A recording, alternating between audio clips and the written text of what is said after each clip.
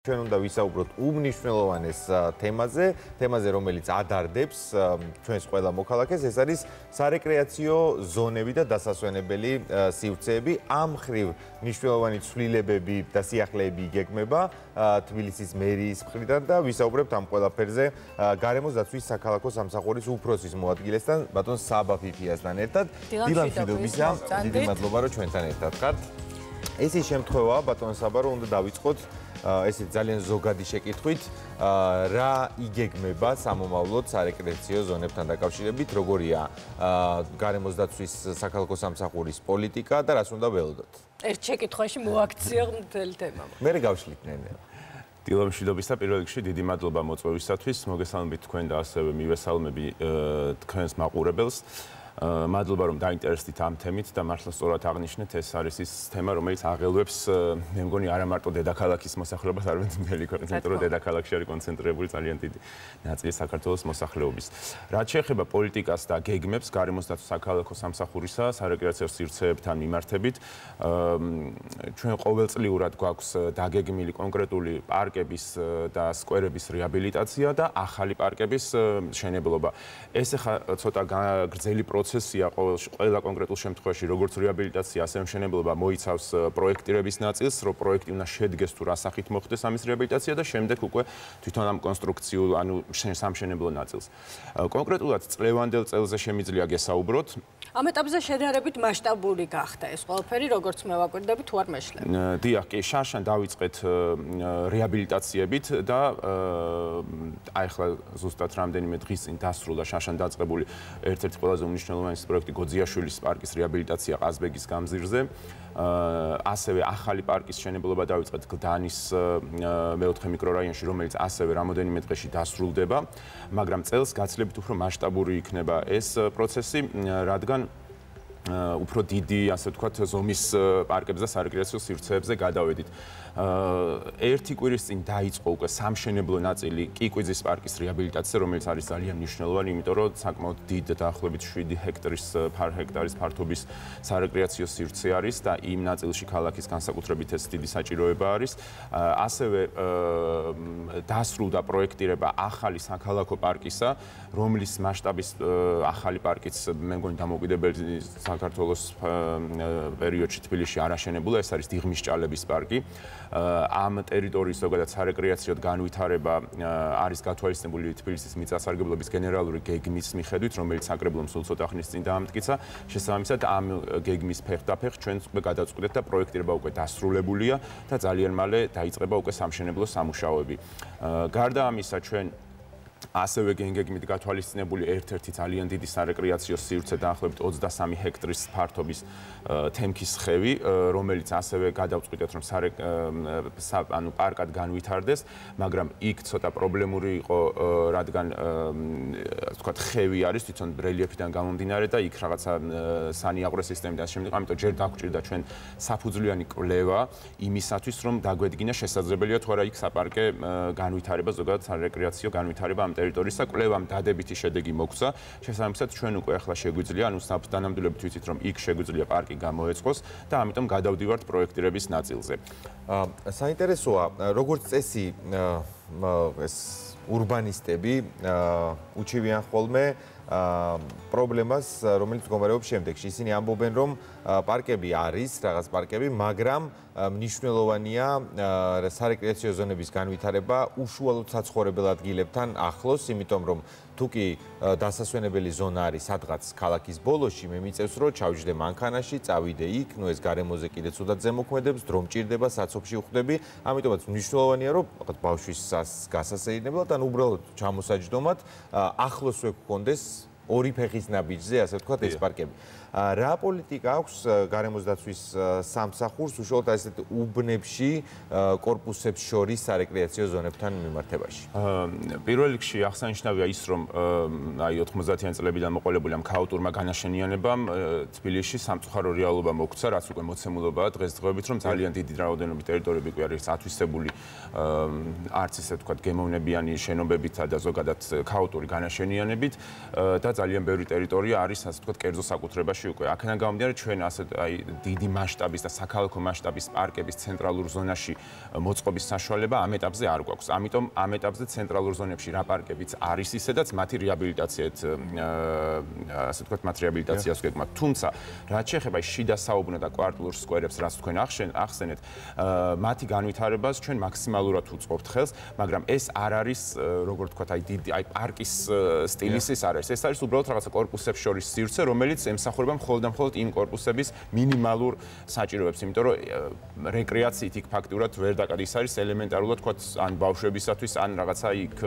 ადამიანებსაც რომ უბრალოდ ელემენტარულად ვთქვათ რაღაცა საზოგადოებრივი სივრცე ქონდეთ. ესეთ სივრცეებს ჩვენ ვავითარებთ მაქსიმალურად გამგეობები არიან ძალიან მაქსიმალურად ამაში ჩართული. ჩვენ ასევე და როგორც ვიცი, კერძო ბიზნესიც არის, ხო, ამაში ჩართული, იმიტომ რომ ვიცი, რომ მემორანდუმებს ეწერება ხელი და ზოგიერთ შემთხვევაში წარმატებული მაგალითებიც გვაქვს, ხო? ისე ხშირად არა, როგორც ვისურვებთ. უფრო ხშირად არის ხოლმე, რომ სურვილი ბევრს აქვს, მაგრამ შემდეგ უკვე საბოლოო ჯამში არ ხდება ხოლმე, თქვა ძალიან ბევრი ესეთი პროექტის განხორციელება, თუმცა ჩვენ გვქონდა კერძო სექტორთან დარგვის აქციები, ან როდესაც მათ გამოთქვეს სურვილი, ვერ ვიტყვი რომ ძალიან ბევრი, რამდენიმე შემთხვევა იყო, როდესაც გამოთქვეს სურვილი კონკრეტული ტერიტორიის გამწვანებისა და სარეკრეაციო ასე ვთქვათ მიზნებით განვითარებისა და მათ ძალიან კეთილად ასე ვთქვათ გაიღეს ხარჯი რომ მოიტანეს ნერგები დარგეს და ასე შემდეგ ესეთ შემთხვევები გქონდა. საინტერესოა დღეს რა ეტაპზე ხართ და ყველაზე მნიშვნელოვანი და პრიორიტეტული რა პროექტებია ამ მომენტისთვის? ახლა ამჟამად წლის ბოლოს რა გვექნება რა შედეგი? აი ყველაზე პრიორიტეტული არის რაც ზუსტად ეკრანზე მიდის ეს არის აეროპორტის ბუშის ქუჩა და აეროპორტის გზატკეცილის კახეთის გზატკეცილის მთელი შუა ზოლი და გვერდით თარგები და ეს ადამიანის და მზის ქანდაკება თქვენ ხედავთ იქ მთელს ქვევით სივრცეზე ეწყობა სრულიად ტრანსფორმირდება ეს ასე ვთქვათ სივრცე ეს არის ერთ-ერთი ყველაზე მნიშვნელოვანი მეორე მნიშვნელოვანი არის კიკვიძის პარკი რომელიც აღნიშნე რომელიც მიმდინარეობს უკვე და წლის ბოლომდე უნდა ეს დასრულებული იყოს და დიღმის ჭალების პარკი უნდა დაიწყოს წელს თუმცა ის 2 წელზეა გათვლილი შესაბამისად ამ წლის ბოლოს ეს პარკი პროექტია იმიტომ რომ საკმაოდ რთული პროექტია თავისი რელიეფის და ყველანაირი ასე ვთქვათ საინჟინრო გადაწყვეტის თვალსა იმიტომ რომ კუნძული უკავშირდება მდინარეს და მდინარეზე კეთდება საფეხმავლო სასერინო სივრცე რაც ძალიან ბევრ ასე ვთქვათ დაბრკოლებასთან არის დაკავშირებული საინჟინრო თვალსაზრისით თუმცა უკვე გამოკვლეულია რომ ყველაფერი კი ბატონო კი ყველაფერი გაკეთებ დაიწყება უკვე ძალიან მალე მშენებლობა სატენდერო შესყიდვების პროცედურები როგორც არის იმის მიხედვით დავიწყებ ძალიან მალე მშენებლობას ბატონო საბა გარემოს დამცველები უჩივიან ხოლმე კიდევ ერთ საკითხს ეს არის ქვის ზედმეტი რაოდენობა პარკებში ანუ ისინი ამბობენ რომ არ არის საჭირო როცა ჩვენ ვაწყობთ პარკს სადაც ბავშვებმა უნდა ირბინონ ითამაშონ და ასე შემდეგ არ არის საჭირო რომ ბუნებრივი რელიეფი ეს ლანდშაფტი ამოვიღოთ და ჩავანაცვლოთ ქვით არსებობს თუ არა რამე კონკრეტული პოლიტიკა თქვენს ამჟამინდელ სამსახურში, საქალაქო სამსახურს გულისხმობ და აი ეს ახალი პროექტები, რომელიც თქვით, როგორ იქნება ამ ხრივ მოწყობილი.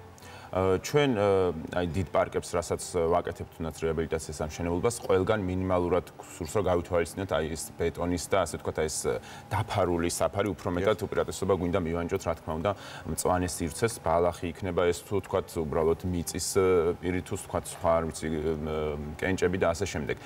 თუმცა რეალობა არის ესეთი, რომ პარკები უნდა იყოს ინკლუზიური, შესაბამისად უნდა იყოს ხელმისაწვდომი ყველა ასე ვთქვათ ვიზიტორისათვის დაწყებული ბავშვით, დამთავრებული ხანდაზმულებით, შეშემოპირებისას და ასე შემდეგ. რაც რიგ შემთხვევებში მოითხოვს ისეთ გადაწყვეტას, რომ თქვათ ბილიკები, ან თქვათ სპეციალურად მოედნებიან, ასადაც თქვათ ეტლით შეიძლება გასეირნება ბავშვთან ასე შემდეგ, იყოს უფრო მოსწორებული ზედაპირის, ან ფილებით, ან თქვათ ასფალტით, ან ბეტონით. თუმცა ანუ ჩვენ მაქსიმალურად ეხა აი გოძიაშვილის პარკი ვახსენე, იქ მაგალითად მხოლოდ ველობილიკი არის ბეტონის, იმიტომ რომ ველოსიპედის ფუნქციიდან გამომდინარე, დიღმის ჭალების პარკში თითქმის ანუ არ მახსენდება რომ ბეტონის სადმე გვხდებოდეს, უმეტესად მინდვრებზე და ესეთ ნაწილზე არის გათვალისწინებული. კიკვიძის პარკში კი ბილიკებზე ეს წითელი წიდა არის გათვალისწინებული, რომელიც თბილისის პარკებისათვის დამახასიათებელია. ანუ მაქსიმალურად ჩვენ ვცდილობთ რომ ავირიდოთ თავიდან ეს აი ესეთი, იმიტომ რომ რა თქმა უნდა ეს არ ჯდება პარკის ასე ვთქვათ და ზოგადად მწვანე და რეკრეაციული სივრცის დანიშნულებაში და ფუნქციაში რომ იყოს ის დაბეტონებული უხეშად რომ ვთქვათ, ხო? ბატონო საინტერესოა, მე მგონი ყველას აინტერესებს აბსოლუტურად რა ბედიელის თბილისის ამჟამინდელ ზოოპარკს, მე როგორც ვიცი, იქ დაგეგმილია პარკის მოწყობა, თუმცა ხვდები რომ ეს ამ წელიწადში ვერ მოხდება, იმიტომ რომ ზოოპარკი გადასატანია თბილისის ზღვაზე. ზოგადად რო გითხრათ, რა შეხედულება გაქვთ ამაზე, რას აპირებთ და იგეგმება თუ არა რომ ზოოპარკის ამჟამინდელი მთელი ტერიტორია გადაიქცეს პარკად. ამ ეტაპზე ალბათ დეტალურად გამიჭირდება ეს გითხრათ, თუმცა ეს ზოგადად ეს კონცეფცია არის, რომ მზიურის პარკი თავის ვერესხევით დაუკავშირდეს ზოოპარკს და ეს იყოს რაღაც ერთიანი სივრცე. ამჟამად დაწყებულია მზიურის ნაწილის მასშტაბური რეაბილიტაცია, შესაბამისად, თუმცა დაზუსტებით რაიმე გეგმას ზოოპარკთან მიმართებით ამ ეტაპზე ვერ გეტყვით, იმიტომ რომ ასეთი გეგმა დეტალური არ არსებობს. ანუ ეს ზოგადი კონცეფცია არის, რაც გითხარით, რაც ისედაც გაჟღერებულია, თუმცა დეტალურად არ ვიცით, იმიტომ რომ ზოოპარკის გადატანის პროცესიც საკმაოდ ხანგრძლივი არის. შესაბამისად, ანუ არ ვიცით ეს როდის დასრულდება და შემდეგ როდის შეიძლება მოხდეს თქვა აქ. მაგრამ საერთოდ ეს კონცეფცია არსებობს, ზიურის ნაწილი უკვე დაწყებულია. ამიტომ ეს ალბათ იმედის მომცემი არის, რომ საომავლოდ ეს ერთიანი სარეკრეაციო სივრცე აქ შეიქმნება. ძალიან მნიშვნელოვანია ვაკის პარკის ამბავით. ამ თემაზეც რო ვისაუბროთ, თუ მოხდება იქ აუცილებლად, რა თქმა უნდა. ვაკის პარკი არის ყველაზე, ასე ვთქვათ, სენსიტიური პარკი ალბათ თბილისში, იმიტომ რომ ყველაზე დიდი სარეკრეაციო სივრცე ამ ეტაპზე ქალაქში და ცენტრალურ ზონაში. არა მხოლოდ მისი დანიშნულებით, არამედ მისი როგორც მოსახლეობა და მოქალაქეები აღიქვავენ ამ პარკს, ხო, რაღაცა ძალიან ესეთი მნიშვნელოვანი ადგილი არის ნამდვილად, რასაც ყველა ეთანხმება. ამიტომ ამის რეაბილიტაცია ან ნებისმიერი სახის, ასე ვთქვათ, ცვლილება ვაკის პარკში დააკავშირებულია ძალიან ბევრ პროცესთან. ერთმშენებლობას გადაგვერჩა ცოტა ხნის. კი ბატონო, ნამდვილად რაც ძალიან მისასალმებელია და გასახარებელია. ამიტომ ჩვენ ამ მიზნით შევქმნით სამუშაო ჯგუფი, ანუ გადავწყვიტეთ, რომ იყოს მაქსიმალურად ჩართულობა მოსახლეობისა თუ გარეშე პირებისა, ვისაც აქვს დაინტერესება, გულისხმობ ანუ საზოგადო დაინტერესება და არა პირადი რაღაც ინტერესი, ხო? ამ პარკის, ასე ვთქვათ, კარგად განვითარებისა და რეაბილიტაციისათვის. აქედან გამომდინარე, ჩვენ გქონდა რამდენიმე შეხვედრა, გამოვკვეთეთ, დავაიდენტიფიცირეთ ის საჭიროებები, რაც ვთქვათ, აქვს ამ ჩართულ მხარეებს და ეხლა უკვე ვართ იმ ეტაპზე, რომ გამოვაცხადოთ კონკურსი პროექტირებაზე და ჩვენი სურვილი არის, რომ კონკურსი იყოს საერთაშორისო, გულისხმობთ, რომ ანუ შესაძლებლობა ჰქონდეს კომპანიებს, როგორც ქართულს, ასევე უცხოურს, რომ ჩაერთონ ამ კონკურსში და კონკურსის კომისიაც ასევე იქნება დამოუკიდებელი გარეშე პირებით დაკომპლექტებული, რადგან ჩვენ უფრო მეტად თვლით, რომ ვაკის პარკის ყველანაირი, ასე ვთქვათ, გარდაქმნა თუ ტრანსფორმაცია უნდა იყოს ძალიან ფართო საზოგადოებრივი განჭის საგანი და სწორედ ამ საკონკურსო და ამ საკონკურსო პირობებშიც ჩვენ ჩავდეთ, რომ თვითონ კონტრაქტორის შემდეგ ვინც აირჩევა, მას ევალება როგორც მინიმუმ 2 საჯარო განხილვის მოწყობა